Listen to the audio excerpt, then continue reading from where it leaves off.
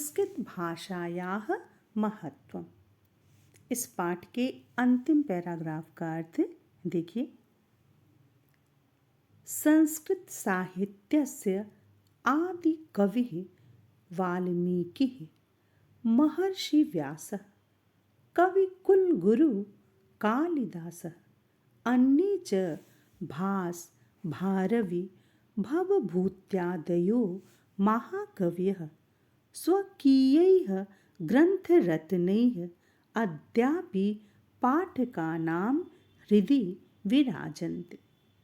संस्कृत साहित्यस्य, संस्कृत साहित्य के आदि कवि, प्रथम कवि, आदि कवि वाल्मीकि, महर्षि व्यास, कवि कुल गुरु, कवियों के कुल गुरु कालिदास, अन्य च माने और अन्य, भास, भारवी, भवभूति इत्यादि महाकवयः महाकवि स्वकीयैः अपने ग्रंथ रत्नैः ग्रंथ रत्नों के द्वारा अद्यापि, अद्य प्लस अपि, अद्य माने आज, अपि माने भी, आज भी पाठकानां पाठकों के हृदय, हृदय माने हृदय में विराजन्ते,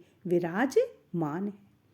संस्कृत साहित्य के आदि कवि वाल्मीकि, महर्षि व्यास, कवि कुल गुरु कालिदास और अन्य भास, भारवी, भवभूति इत्यादि महाकवि अपने ग्रंथ रत्नों के द्वारा आज भी पाठकों के हृदय में विराजमान है।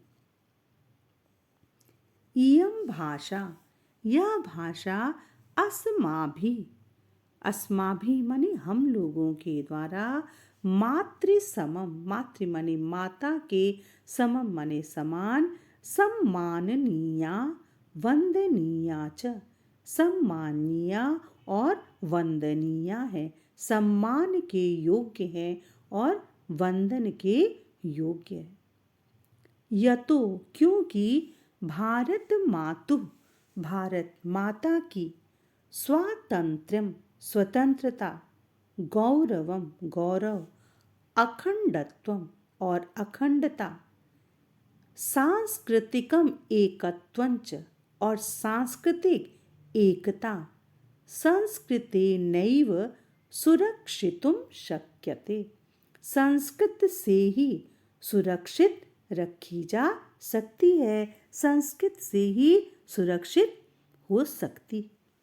क्योंकि भारत माता की स्वतंत्रता, गौरव और अखंडता तथा सांस्कृतिक एकता को संस्कृत के द्वारा ही सुरक्षित रखा जा सकता है।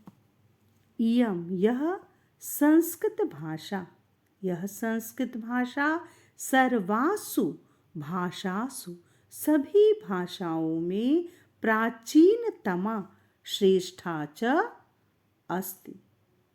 प्राचीनतमा यानी सबसे अधिक प्राचीन और श्रेष्ठ है।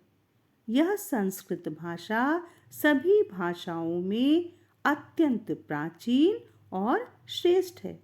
ततः सुष्ठुक्तम, इसीलिए सुष्ठुक्तम उचित ही, उक्तम माने कहा गया है। भाषासु मुख्या मधुरा दिव्या गीर्वाण भारती इति। भाषासु भाषाओं में, मुख्या मुख्य, मधुरा मधुर, दिव्या अलौकिक, गीर्वाण यानी देवताओं की, भारती माने वाणी है। इसीलिए सही कहा गया है कि भाषाओं में मुख्य, मधुर, अलौकिक, देवताओं की वाणी संस्कृत है। एक बार फिर से देख लीजिए। संस्कृत साहित्य के आदि कवि वाल्मीकि, महर्षि व्यास, कवि कुल गुरु कालिदास और अन्य भास, भारवी, भवभूति इत्यादि महाकवि अपने ग्रंथ रत्नों के द्वारा आज भी पाठकों के हृदय में विराजमान है। यह भाषा हम लोगों के द्वारा माता के समान सम्माननीय और वंदनीय है, क्योंकि भारत माता की स्वतंत्रता, गौरव, अखंडता और सांस्कृतिक एकता संस्कृत से ही सुरक्षित हो सकती है, संस्कृत से ही सुरक्षित रखी जा सकती है।